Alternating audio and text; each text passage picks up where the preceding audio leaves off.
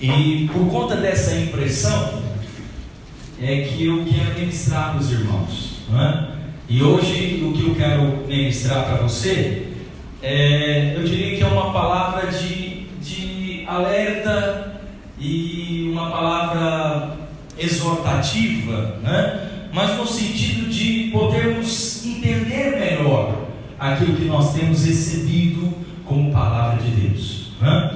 E eu creio que o Senhor quer nos alinhar para algumas verdades da palavra. Então, a palavra do Senhor, segunda carta aos Coríntios, capítulo 6, verso 1, ela diz assim: que nós, na qualidade de cooperadores com Ele, também vos exortamos a que não recebais em vão a graça de Deus.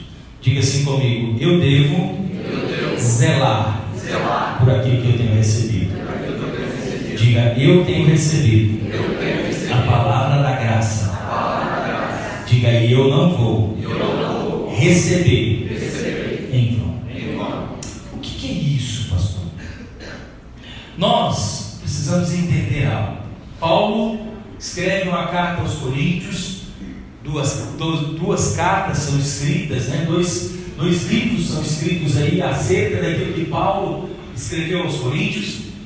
E uma das coisas que Paulo escreve para eles é justamente isso: olha, vocês têm recebido da graça, vocês têm recebido de uma vida, de uma palavra, e vocês são colocados como cooperadores nessa obra, nesse trabalho, nessa edificação.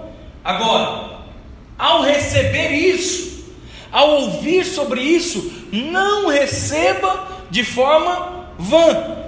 E todas as vezes, irmãos, que o Espírito de Deus começa a revelar uma verdade no meio de nós, no meio da igreja, e essa verdade nós temos falado sobre ela já há alguns anos, já temos sido ministrados sobre essa verdade da graça de Deus, de viver debaixo da graça, de tudo estar consumado, tudo já foi realizado, tudo já foi estabelecido, e que você recebe por um favor imerecido, não é porque você merece, mas é pela graça de Deus, e todas as coisas já que foram dadas, enfim, tudo isso a gente tem recebido.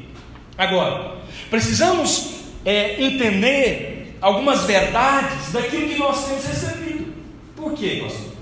Porque pode haver algumas distorções das verdades, e todo o tempo na história, se você for ver, da igreja do Senhor, algumas verdades ou alguns entendimentos que são dados a nós, ele pode ser carregado por engano. Então, se você for ver na história dos movimentos, houve um momento onde havia um movimento muito grande sobre a questão de libertação, né, de poder das trevas, de ataques malignos, e houve distorções sobre isso. Achava-se demônio em tudo. Na sua roupa, no que você ia beber, no que você ia comer, no que você ia vestir, na onde você sentava, tudo tinha demônio. Isso é o que? É novidade? Não. O mundo é de quem? O mundo jaz no maligno. Então o diabo, a Bíblia diz, não sou eu, ele é o príncipe desse mundo aqui, ó. Esse mundo é caído, é das trevas. Agora eu e você estamos aqui como luz. Nós não fazemos parte desse mundo. Paulo diz que eu e você somos peregrinos nessa terra, estamos de passagem, nós somos seres celestiais. Então, tem algum erro, algum equívoco quando houve esse ensino? Não. Mas precisamos ter cuidado com as distorções que vêm sobre isso. E aí as pessoas procuravam tudo, né? E procurava isso, procurava aquilo, e ficava julgando, né, essa ação de demônio na vida das pessoas. Então, ou seja, exageros. E são exageros que vão nos levar a perder o melhor de Deus, a perder a essência daquilo que o Senhor quer nos ensinar. E como eu disse, em todo tempo isso acontece. Em todo tempo essas coisas vão vir. E agora, quando nós temos falado sobre a graça, sobre essa ministração de desfrutar desse favor imerecido, nós podemos cair novamente em alguns equívocos. E é justamente para não cairmos nisso que eu quero hoje trazer essa palavra para um alerta para nós, para que nós não venhamos a entrar num caminho de distorção daquilo que o Senhor quer nos ensinar e nos levar a desfrutar. Amém? Então, algumas vezes, as pessoas ouvem coisas, mas não julgam, como diz Paulo, segundo o crivo da palavra, segundo a orientação básica das verdades da palavra de Deus, e tomam coisas que ouvem como uma única verdade. Por exemplo, quando nós falamos de você já ter acesso a todas as coisas, aí alguém vai te ensinar que não pode ser assim. Se você não tiver uma vida de santidade, de pagar um preço, o Senhor não vai te dar. Aí você distorce as coisas. Pastor, deixa eu te levar para entender essa distorção. Pastor, então eu entendi. O Senhor tem falado que todas as coisas já foram conquistadas, mas eu ouvi que eu tenho que pagar um preço para conquistar algo, senão eu não vou ter. Então é o seguinte: tudo já foi conquistado, mas nada disso é meu, se eu não tiver uma vida correta diante de Deus, ao ponto de Deus querer me dar. O que você promoveu na graça? Distorção, mistura. O que eu faço então, pastor? Tudo é meu, eu só preciso aprender como que eu acesso todas essas coisas. Eu não preciso pagar por isso, o preço já foi pago. Aí nós vamos numa outra distorção, que é uma das coisas que eu quero falar com os irmãos nessa manhã. Então eu não preciso mais orar, eu não preciso mais jejuar, eu não preciso mais nada. Como assim? Então você não precisa fazer nada mais? Você não precisa ganhar pessoas mais para o Senhor? Você não precisa clamar mais pelas vidas? Você não precisa, como o Gustavo estava falando aqui agora há pouco, no momento dos dízimos das ofertas, você não precisa mais participar, contribuindo com o avanço da obra?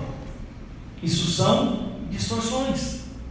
Então nós precisamos equilibrar aquilo que o Senhor quer nos ensinar. Tem nos ensinado, na verdade, mas entender que nós não podemos receber de forma vã. Não fazer, quando Paulo diz não receber de forma vã, é não fazer essa graça de Deus de forma vã. Agir relaxadamente, agir de qualquer maneira. Então, o Carlos estava ministrando aqui o louvor, e ele falando sobre isso, da importância de nós sermos apaixonados, reacender a chama, do anseio pelo perdido, pelas pessoas. Não, pastor, eu vivo no favor imerecido, quem tiver que vir, vai vir. Pois é, filho, mas Jesus morreu na cruz para salvar todos, e Ele comissionou eu e você para levarmos essa palavra a eles. Não é simplesmente eu vou descansar e vou esquecer. Não, eu tenho que continuar trabalhando, porque você vai ver o próprio apóstolo Paulo falando que ele recebeu essa graça, ele entendeu essa graça, ele vive por meio dessa graça, mas ele trabalha muito mais do que antes. Ele tem um envolvimento, um comprometimento com a obra muito maior do que antes, porque eu entendi o quanto eu sou amado pelo Senhor. É muito amor de Deus por mim, para que eu possa me comprometer ainda mais. É expressar esse amor com aquele que deu todo o seu amor por mim. Quem está me entendendo? Amém. Nós precisamos entender isso. Por isso eu quero compartilhar algumas distorções e como que alguém pode tornar essa graça vã. Primeiro, eu estou na graça. Estando na graça, eu posso pecar à vontade. Essa é a primeira distorção que a gente pode fazer. Por quê? Abra sua Bíblia comigo lá em Romanos, capítulo 5, no verso 20. Romanos 5, 20.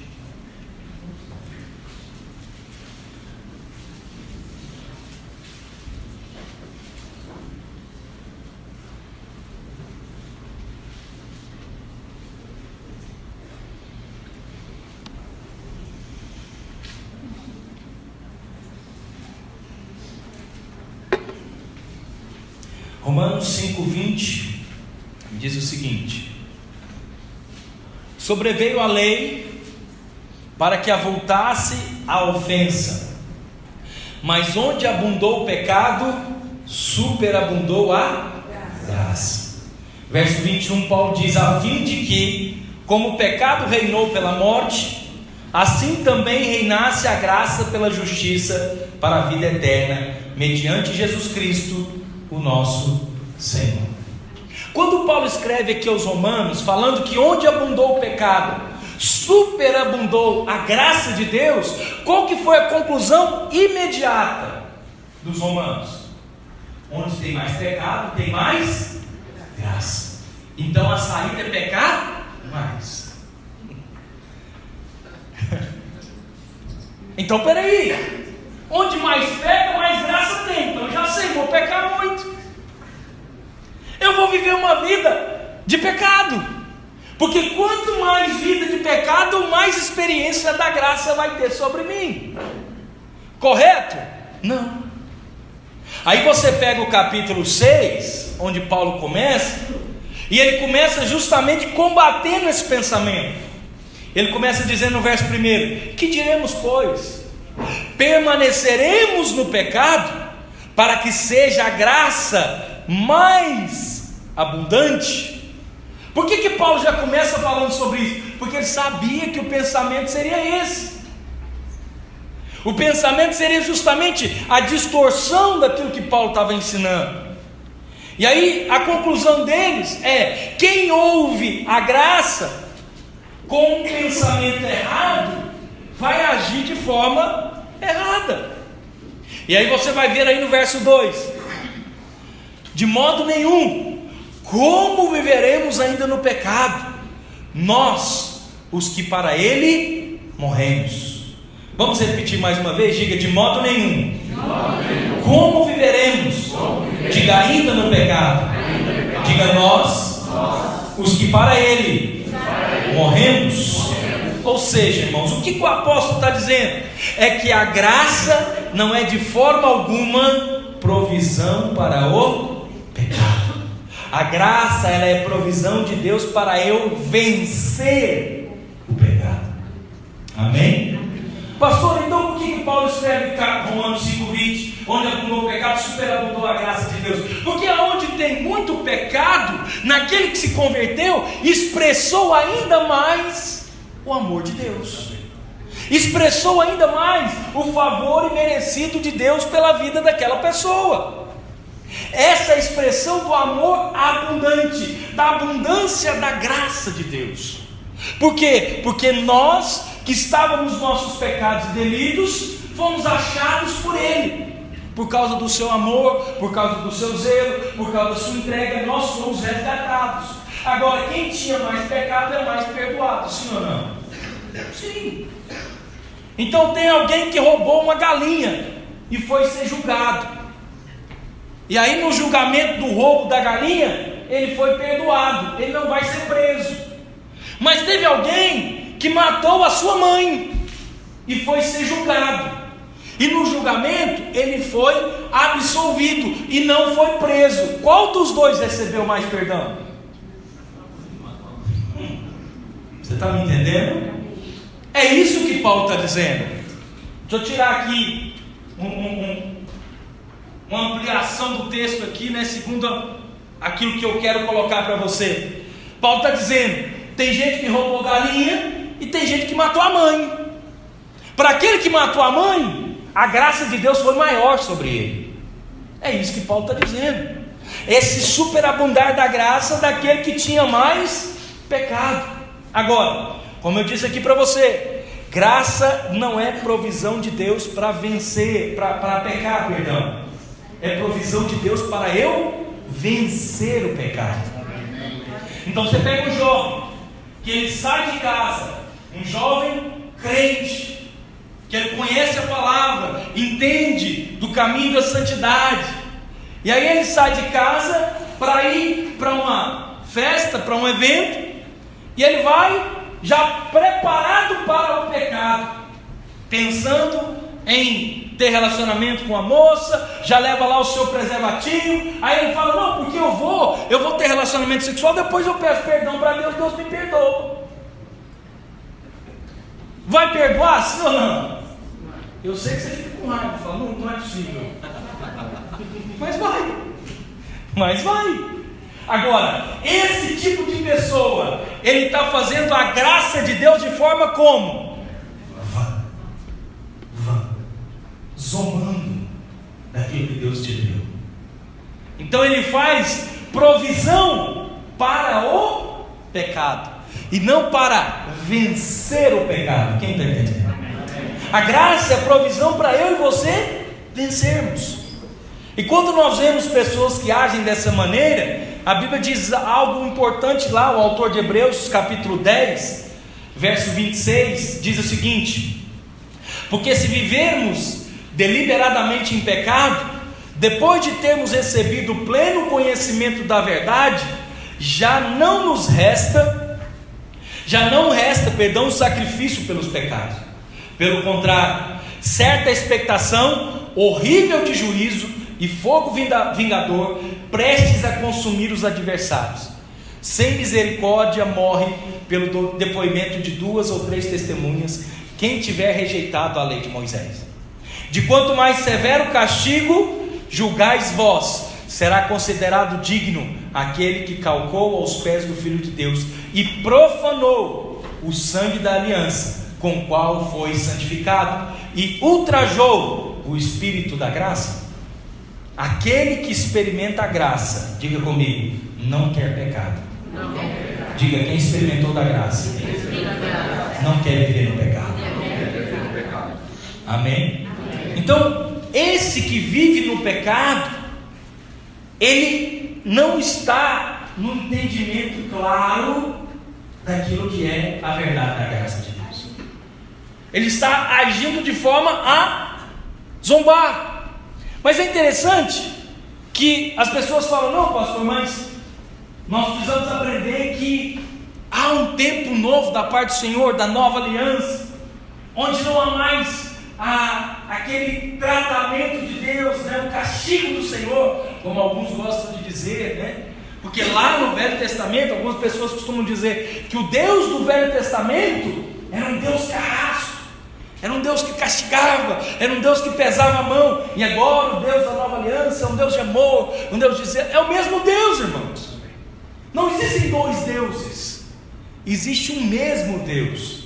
Mas existe um povo da velha aliança que queria agradar a Deus por meio do cumprimento da lei, e simplesmente Deus mostrando ao povo que eles não tinham condição de cumprir a lei para agradar a Deus.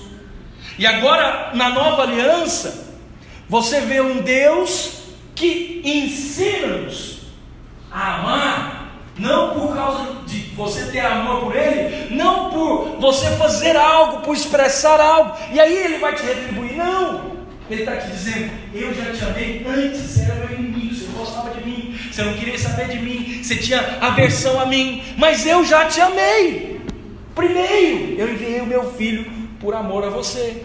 Então, quando Paulo, traz esse argumento para os cristãos não pecarem, ele não usa um argumento de maldição. Olha, se você pecar, você vai ver, Deus vai trazer maldição sobre a sua vida. Não vai mesmo. Os argumentos de Paulo para que não vivamos no pecado é muito superior a esse nível de vida cristã que nós podemos ver hoje.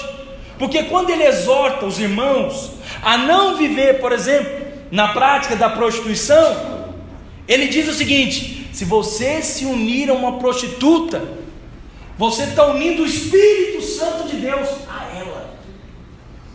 É muito além do que simplesmente um pecado. Você está colocando algo que está habitando dentro de você, que é o próprio Deus, para se associar a isso. Paulo está dizendo, cuidado, porque você está associando um Deus que é santo e habita em você com coisas imundas, com coisas ruins. Agora, por que então nós vemos aqui Paulo, você vai ver aí na palavra que Paulo chama os Gálatas, lá no início da carta aos Gálatas, você vai ver que Paulo escreve dizendo que eles são insensatos, que eles são loucos, que eles são, em outras palavras, estúpidos. Mas Paulo não chama os coríntios desse jeito. Ele fala: ó coríntios, ó igreja preciosa. Mas a igreja preciosa toma o vinho da ceia, embebeda, faz confusão entre filho e madrasta, confusão completa. Agora Paulo fala: olha, não, esses não são tolos, não são insensatos. Por quê? Porque então nós temos que entender que a verdade é que quem pratica um pecado vai ser amado pelo Senhor. Não é isso. É porque aquele que reconhece que o Senhor é quem nos salvou, quem nos resgatou, e que nós de fato somos falhos, nós erramos, então você vai voltar para o Senhor e dizer: Senhor, eu quero fazer provisão para o perdão do Senhor na minha vida, eu quero receber o teu cuidado, o teu favor, porque eu sei que só do Senhor pode vir o cuidado, a provisão completa sobre mim. É olhar para o Senhor como aquele que pode te guardar, que pode te livrar de todo mal. E o que o Senhor, Paulo quer nos ensinar, com essas duas maneiras de agir. Primeiro, ele age dessa maneira com Gálatas, por quê? Porque Gálatas não tinha um comportamento ruim, mas tinha um problema de fé. E aí você entra numa verdade de Hebreus: sem fé é impossível você agradar a Deus. O que o Senhor quer de mim e de você, irmão? Não é que você fica fazendo provisão para o pecado, haja no pecado, mas que você haja em fé. Senhor, eu de mim mesmo não tenho nada, eu de nada tenho de bom, o bem que eu quero fazer eu não consigo fazer, o anseio que eu tenho pelas coisas boas eu não consigo produzir, porque o mal está em mim, mas eu sei que o Senhor me sustenta, o Senhor é quem me livra do mal, o Senhor é quem me faz caminhar por pastos verdejantes. Tu és aquele que vai me fazer guiar pelas veredas da justiça, por isso eu quero sempre estar com o Senhor. Amém. Esse é o caminho que eu e você precisamos trilhar. Esse é o caminho que nós devemos andar. E essa é a confiança que nós devemos ter. À medida que você crê da maneira correta, que tem esperança para você, para mudar de vida, você vai mudar. Agora, se você está fazendo provisão para atitudes erradas, práticas erradas do pecado, e acreditar que Deus vai te perdoar, você vai receber o perdão, mas você nunca vai crescer. Nunca vai. É aquela criança que fica a vida inteira brincando de carrinho. É aquele rapaz que já tem lá 40 anos, mas tem os carrinhos de brinquedo lá na casa dele, e que ele brinca todo dia com o carrinho. E aí a mulher fala: você não vai crescer não, filho? Não, eu gosto é disso. A minha vida, eu gosto é dessa vida. Então Deus quer te fazer crescer, irmão. Mas se você ficar na sua vida fazendo provisão para o pecado, vivendo uma vida, recebendo a graça de forma vã, você vai ficar a vida inteira brincando de carrinho no relacionamento com Deus. Deus quer nos fazer crescer. Deus quer nos fazer avançar. Deus quer te fazer alguém maduro. Deus quer fazer de você alguém que desfruta de algo maior. Entende? Deus quer nos levar a níveis maiores nesse relacionamento com Ele. E se eu e você estivermos na base correta, Deus sempre vai nos achar uma maneira de nos corrigir, vai nos trazer de volta à luz, vai nos trazer ao entendimento, e nós vamos ter a oportunidade de mudar a maneira de agir, de entrar por um caminho correto e sair das práticas erradas. Nós devemos estar na base correta, e a base correta é a graça de Deus. Amém. Quanto mais debaixo da graça eu e você estivermos, menos o pecado vai dominar a nossa vida. Amém? Amém. Quanto mais você tiver, confie cada vez mais no Senhor, e seja cada vez mais confiado nessa graça, nesse favor imerecido. Senhor, eu não mereço, eu não tenho merecimento nenhum nisso, eu não fiz nada por isso, mas o Senhor é aquele que faz por mim. E você confia nisso, você descansa nisso, você fala para o Senhor: Senhor, me livra, Senhor, me guarda. Senhor, eu não consigo, eu não sei lidar com isso.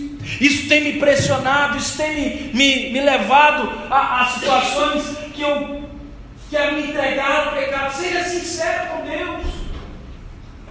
Mas muitas vezes as pessoas são o seguinte: vão diante do Senhor e dizem: Senhor, tu sabes como eu sou, tu me conheces antes mesmo que eu fosse formado. Em outras palavras, ele está dizendo: o Senhor sabe que eu vou pecar, e o Senhor vai me perdoar. Ele vai mesmo.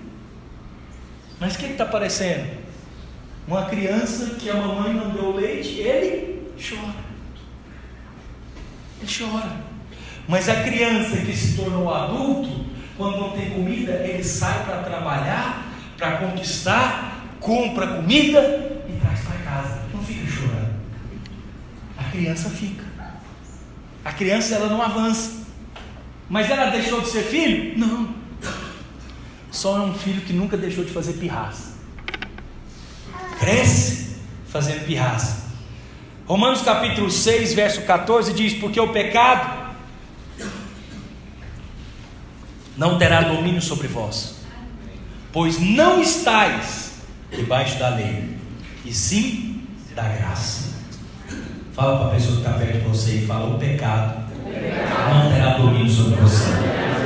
Diga: você não está debaixo da lei, você está debaixo da graça. Aleluia. Amém.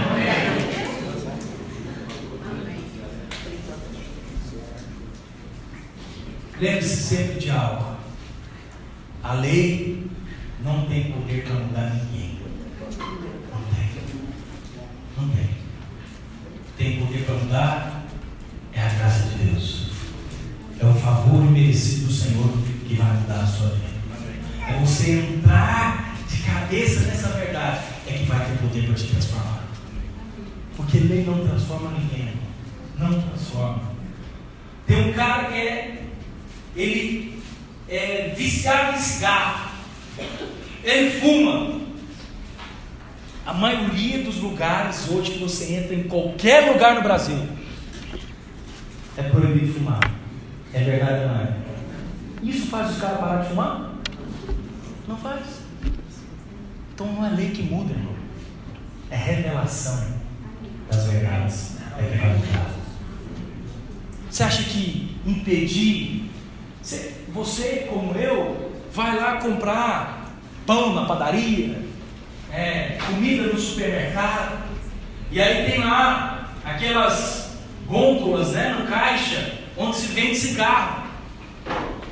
Qual foi a lei que foi criada já há alguns anos? Que toda carteira ou maço de cigarro tem que ter uma propaganda apelativa, extremamente apelativa, para ver se o fumante para de fumar. E o cara para?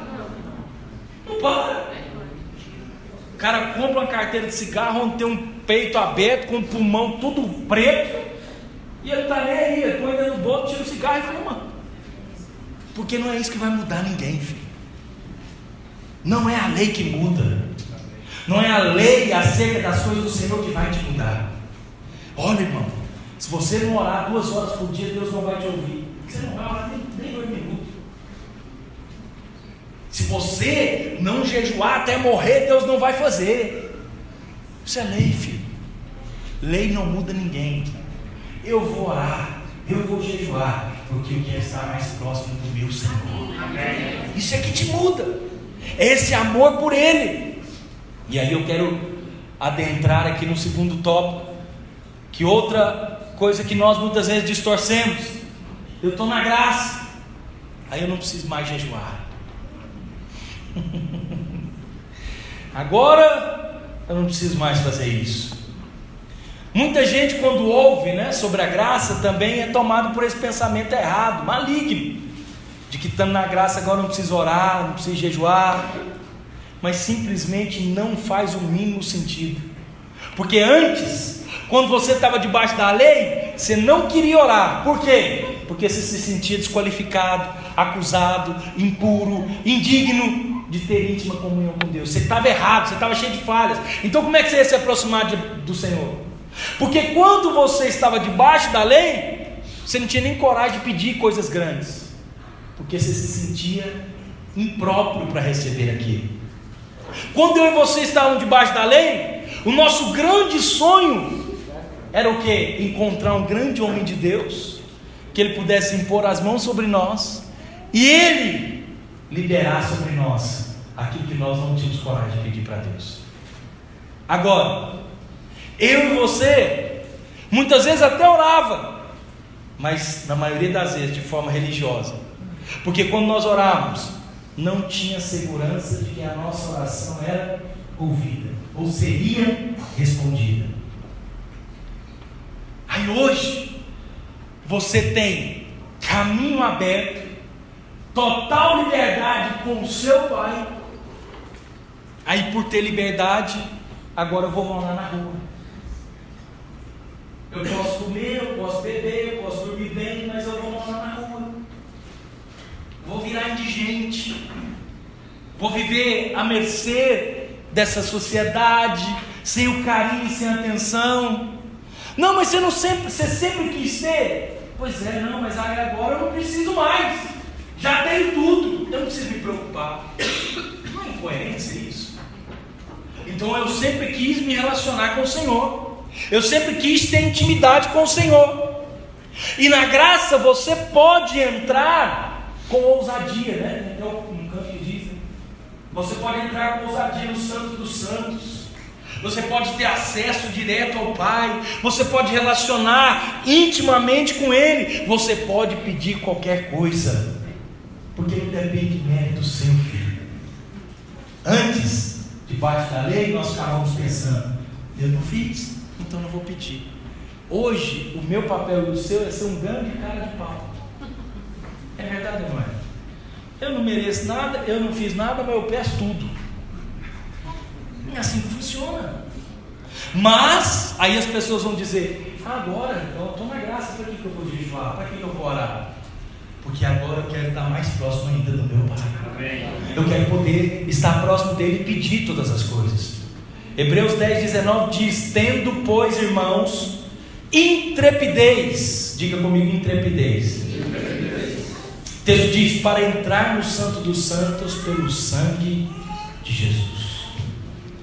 Muitos pensam que tudo o que acontece é vontade de Deus, mas não é. Por quê? Porque Jesus mandou orar para que seja feita a vontade de Deus na terra. Nem tudo o que acontece é da vontade de Deus, por isso eu e você precisamos orar. Quando você compreender a graça, você ora o tempo todo. Por quê? Porque você sabe que Ele vai ouvir as suas orações. Amém? É assim que vai ser. Ore, irmãos, ore por todas as coisas. Agora que você deve orar mais ainda, porque você sabe que Ele vai te ouvir, que Ele vai te atender. Não há acusação, não há condenação, não há mentira, não há engano de que você não está qualificado, que você não merece, que você não pode. Você já sabe, tudo é seu, tudo é vosso, e Cristo é nosso. Ele já nos deu o Senhor, para ter acesso a todas as coisas. Tudo Ele já deu ao Filho, e o Filho nos deu como cooperadores dele, como co-herdeiros, e eu e você podemos desfrutar de todas as coisas. Aí por causa disso eu posso ter acesso direto. Por eu ter acesso direto, eu vou pedir todas as coisas. Eu não vou ter nenhum tipo de restrição. Quem fala na graça, quem fala que na graça não precisa jejuar, desconhece completamente a questão da disciplina do corpo. Paulo diz, o apóstolo Paulo está dizendo lá em Coríntios, que ele, esmurra o seu corpo, que ele disciplina o seu corpo. Por quê? Porque nós sabemos, irmãos, que o seu corpo tem vontade de orar, o seu corpo tem vontade de jejuar? Tem não. Não é quando fala: nós vamos começar o jejum, vai ser agora, dia 30, aleluia. Aleluia. Meu irmão fala assim: aleluia, quando é que acaba? Quantos dias vai ser? Eu me lembro que um dos primeiros jejuns que nós fizemos na videira, eu ainda estava lá em Goiânia. Acho que muitos irmãos às vezes têm até escrito: é 40 dias para mudar a sua vida e a sua célula. Ai, 40 dias fazendo jejum com Daniel. Não Daniel, sou menino não. É sem carne, sem nada. Rapaz, 40 dias jejuando desse jeito, mas eu tomei uma raiva do Daniel. Uma aversão do tal do Daniel. E eu ia ao supermercado, já procurava o que eu posso comer, pelo amor de Deus, tanto que até hoje eu vejo o livro na minha prateleira lá em casa, eu lembro direitinho, foi misericórdia. Jejuar 40 dias é sacrifício demais, não dá não. Graças a Deus não jejuou mais um 40 dias, só E depois que eu virei pastor, o pastor de igreja, eu não penso de jeito nenhum em fazer 40 dias de jejum. Porque meu corpo não quer. O seu também não quer. Mas depois de 40 dias, se você está jejuando e orando, irmão, você vai fazer provisão para as coisas da carne? Nunca. Eu me lembro, nós estávamos nesse jejum e nós íamos fazer um retiro no meio não, devia estar com 30 dias de jejum já. E nós fomos fazer um retiro, e esse retiro era na fazenda de um dos irmãos da nossa rede. E aí eu fiquei responsável por levar colchão, levar comida, coisa lá toda durante o dia, né? E aí foi eu e mais 3 discípulos. Eu me lembro que estava no carro, aí eu paramos o carro assim, aí abriu lá a porteira, aí veio vindo 2 cachorros. E 2 irmãos lá, né? Aí o irmão que estava comigo assim, eu falei, nossa, será que esse cachorro pega? Aí ele falou, preocupa não. Cachorro gosta de carne, ele só tem espírito.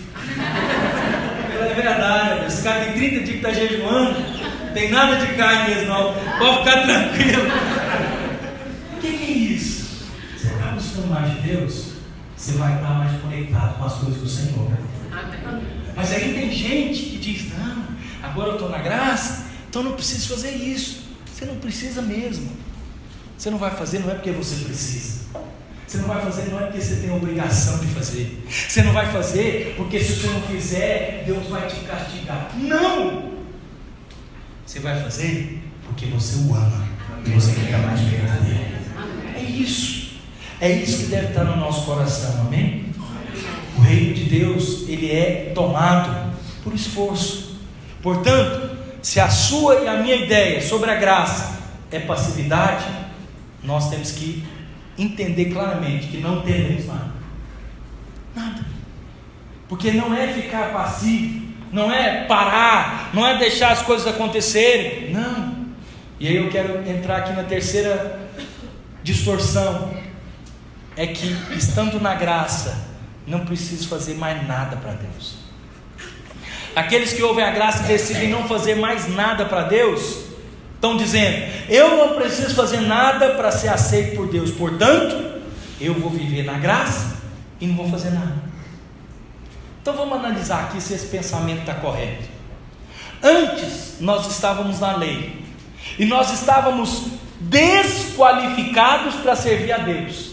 Você até queria liderar, mas você não tinha capacidade para isso, você não tinha qualificação, você não tinha condição. Você queria fazer as coisas, você queria tocar no louvor, você queria ministrar, você queria ajudar no encontro, você queria ministrar no encontro, mas você não tinha capacidade, você não tinha qualificação, você não estava preparado. Agora eu estou na graça, eu descobri que eu fui aceito e tenho a oportunidade de servir ao Senhor e não vou fazer nada. Então há incoerência aqui, não tem? Tem alguma distorção aqui que está caminhando para o lado errado, ou seja, não tem lógica. Não tem lógica alguma. Eu estou fora, eu estou fora e não posso fazer, porque eu não tenho qualificação para fazer, eu não tenho condição, eu não estou preparado, eu não estou pronto para aquilo. Mas agora eu tenho liberdade para fazer, agora eu não quero fazer nada. Eu não vou fazer nada, porque agora eu posso fazer tudo. Então, como eu posso, eu não quero mais. O que parece de novo? Criança. Pai, me dá essa água. Calma, menino, vou dar para o seu irmão primeiro. Não, me dá. Calma, vou te dar, vou dar para o seu irmão primeiro. Aí você dá para o irmão, aí fala, toma, não quer mais não. Toma, não quer mais não. Vai ficar com sede? Vou. bom. De novo parece menino birrento. Senhor, me deixe, Senhor, eu quero ser usado.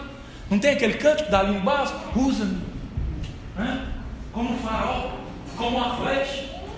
Aí o Senhor te dá clareza e entendimento, fala, agora você não é um farol, você é uma flecha, você não quer mais não.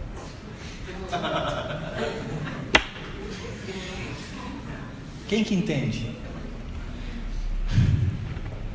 Diga assim comigo, eu quero ser instrumento nas mãos de Deus. Seja usado pelo Senhor, amém? Primeira carta aos Coríntios 15:10 diz, abre aí sua Bíblia comigo, primeira carta aos Coríntios 15:10.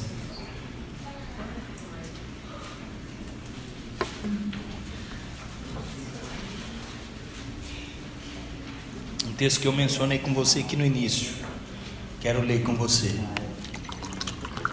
Mas pela graça de Deus, primeira carta aos Coríntios 15:10. Mas pela graça de Deus sou o que sou, e a sua graça que me foi concedida não se tornou vã. Antes trabalhei muito mais. Diga comigo, trabalhei muito mais do que todos eles. E aí diz, todavia, não eu, mas a graça de Deus comigo. Você deve se envolver cada vez mais, participar cada vez mais, sabe? Ser instrumento nas mãos do Senhor cada vez mais. Para quê? Para que a graça de Deus se manifeste cada vez mais na sua vida. Ser instrumento poderoso nas mãos dele, irmão. Eu e você temos a oportunidade de sermos instrumento nas mãos do Senhor. Paulo diz aqui que ao receber a graça de Deus na sua vida, essa graça vai te levar a trabalhar muito mais do que os demais. Ele está dizendo que essa atitude, quando você tiver essa atitude, é porque você entendeu, você compreendeu claramente aquilo que aconteceu com você, aquilo que você recebeu, ou seja, você compreendeu a graça, e agora o desejo que deve estar no seu coração é de servir. Quando eu não tinha condições, quando eu era desqualificado, quando eu não tinha condições de fazer nada para Deus, eu não fazia, porque eu não era deixado. Agora que eu tenho o entendimento de que não é por mim, mas é por meio dele, é pela capacitação dele, mais eu tenho que me dispor a fazer, mais eu tenho que me dispor a servir. E o que eu e você fazemos, irmãos? Temos feito nesse servir ao Senhor. Se dispõe cada vez mais, se dispõe a servir cada vez mais, a se envolver cada vez mais. Quantas pessoas estão aí fora, irmãos? Às vezes, e fora, quando eu digo, não é fora do contexto da igreja, não. Pessoas que estão no contexto de igreja, estão doidas para servir a Deus, estão desejosos por se envolver na obra do Senhor, mas nunca se envolve. Por quê? Porque nunca está capacitado, nunca está em condição de fazer. Qual que é o propósito então de Deus ter dado o Senhor Jesus? O Senhor Jesus, ele veio para nós termos uma boa casa, temos um bom carro, temos condição de ir ao shopping, passear com a família também, mas não é só isso. Isso é muito pobre, isso é muito pouco. Ele nos deu o Senhor Jesus para que nós possamos ser instrumento nas mãos dele, instrumento para ser usado, para levar a palavra, para ministrar a outros, para levar a mensagem que liberta, que transforma. Mas muitas vezes você vê um evangelho aí que é ensinado, que é um Jesus que veio para ser simplesmente aquele seu garçom daquilo que você pede. Ah, eu quero uma casa nova, então o Senhor vai te dar. Ah, eu quero um carro novo, Ele vai te dar. Ah, eu quero viajar para tal lugar, Ele vai te dar. Ele vai te dar, como Ele já deu tudo, filho. Mas eu e você precisamos entender que há algo maior do que isso. Não é só para isso que o Pai enviou o Filho, amém? Muitas pessoas vão argumentar também dizendo que só devem ir quando estiver com vontade. Minha pergunta para você é: quando é que você está com vontade? Quando é que eu estou com vontade? Amanhã você tem que acordar cedo para ir trabalhar. Olha para o relógio, desperta, você acorda e fala: aleluia. É assim? Irmão, estava contando a hora desse relógio despertar para eu ir trabalhar. Quem faz isso, irmão? E quando a gente faz um projeto de oração, a escala de oração, aí você cai na escala de oração 3 da manhã, você fala, isso só pode ser um capeta, né? Tanto horário, cai para mim 3, 4 horas da manhã para acordar para orar. Pelo amor de Deus! Filho. E na hora que der 3 horas da manhã, você pensa assim, tomara que o outro não acordou e não me liga. Todo mundo pensa isso, irmão. Todo mundo pensa. Porque o nosso corpo não está com vontade. Deixa eu te dar um exemplo simples. Você não está com vontade de ir na célula. Você fala, meu Deus do céu, preguiça, cansado, trabalhando o dia inteiro. Cheio de problema na cabeça, cheio de confusão. Menino me atormentando, mulher atormentando, eu não estou com vontade. Mas aí você resolve, e contra a sua vontade, e vai. Você volta da célula que jeito? Com raiva? Não, renovado. É verdade, não é? Você fala, meu Deus, eu devia ter ido mesmo. Olha o quanto foi bom, prazeroso, me renovou. Porque a carne, filho, ela nunca vai fazer provisão para as coisas de Deus. Nunca. Mas quando você decide vencer a carne, esmorar o seu corpo e fazer a vontade de Deus, você vai desfrutar de tudo que já está disponível para você. É isso que acontece. E aí eu sou renovado no encargo, na paixão. É por isso que Paulo está dizendo, é preciso esmurrar o corpo mesmo. O corpo vai sempre lutar contra a graça, e a graça sempre gera gratidão. Se Deus usou Paulo que perseguia a igreja, Ele pode usar nós também, em nome de Jesus. Amém? Amém. Entrar no outro ponto aqui também, da distorção da graça, que é um pouco daquilo que o Gustavo falou aqui. Eu estou na graça, então não preciso mais dizimar e nem ofertar. O dízimo era da lei, eu não tenho mais que dizimar, porque agora não estou na lei, eu estou na graça. Esses argumentos são interessantes e parecem bonitos, mas são equivocados. Por quê, pastor? Realmente, como o Gustavo falou aqui, você não precisa dizimar mesmo, você não precisa ofertar mesmo, como também você não precisa fazer compra de supermercado na sua casa, como também você não precisa pagar a conta de luz, você não precisa pagar a conta de energia, de água, você não precisa pagar nada. Mas por que você paga? Por que você paga a luz? Por que você paga a CEMIG? Por que você paga a Cesama? Por que você paga lá seu aluguel, aqueles que vivem de aluguel? Por que você vai no supermercado? Aí você vai falar, pastor, porque eu preciso. Porque sem isso eu não vivo. Porque se eu não fizer isso, o cara da CEMIG vai lá me visitar. Se eu não fizer assim, pastor, eu vou morrer de fome. Pois é, você não precisa mesmo. Mas se você entendeu daquilo que você faz parte, você faz. Eu não pago energia, não é porque eu tenho que pagar simplesmente, porque senão vai cortar. É porque eu amo servir a minha casa. E eu não quero deixar minha mulher e meus filhos em condição ruim. Então eu pago. Eu vou lá e pago, para a gente poder ter energia em casa, para nos servir. Então, pastor, eu vou pagar o dízimo? Pelo amor de Deus, não fala isso. Você não está pagando nada. Não, pastor, esse mês eu não paguei o dízimo. Não tem boleto de dízimo aqui. Não vai te mandar para o Serasa, para o SPC, pelo amor de Deus. Você faz porque você ama. Quem está entendendo isso? Se você não tem revelação desse amor, é como o Gustavo disse, não precisa fazer. Não precisa mesmo. Mas se eu entendi a graça de Deus, eu vou fazer. Eu vou dar. Mateus capítulo 5, verso 21. Nós já estamos caminhando para encerrar. Queria convidar aqui os irmãos do louvor. Pode subir, por favor. Mateus capítulo 5, verso 21.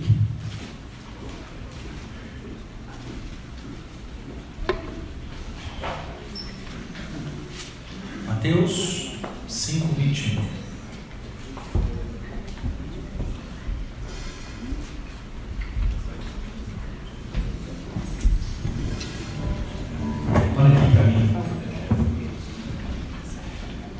atenção aqui.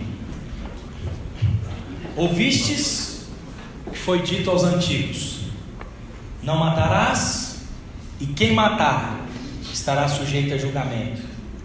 Eu, porém, vos digo: todo aquele que sem motivo se irar contra o seu irmão estará sujeito a julgamento. E quem proferir um insulto a seu irmão estará sujeito a julgamento do tribunal. E quem lhe chamar tolo estará sujeito ao inferno de fogo. O padrão da lei era não matar, mas agora na graça o Senhor diz que se irar contra o seu irmão já nos faz sujeito a julgamento. Continuando aí no verso 27: ouvistes o que foi dito: não adulterarás. Eu, porém, vos digo: qualquer que olhar para uma mulher com intenção impura no coração já adulterou com ela. O padrão da lei era não adulterar, mas agora o padrão na graça, o Senhor diz que se olhar, já cometeu adultério. Então qual que é o padrão mais elevado? O da lei ou da graça? A graça. Mas não é com uma imposição, não é com uma condenação, uma acusação. É só com uma expressão de amor dizendo: olha, se você de fato ama, você deve fazer diferente. Então, se nós partimos desse princípio, se eu estou na graça e eu entendi a graça, eu deveria dar mais do que simplesmente dizimar. Quem está me entendendo? É assim que o Senhor está dizendo. Eu deveria fazer mais, muito além do que eu tenho tido a oportunidade de fazer. Quem de fato compreende a graça, irmãos, sente uma alegria genuína em sustentar a obra. Sente alegria em fazer parte da obra de Deus, em fazer parte, em se envolver, em se comprometer com as coisas do Senhor.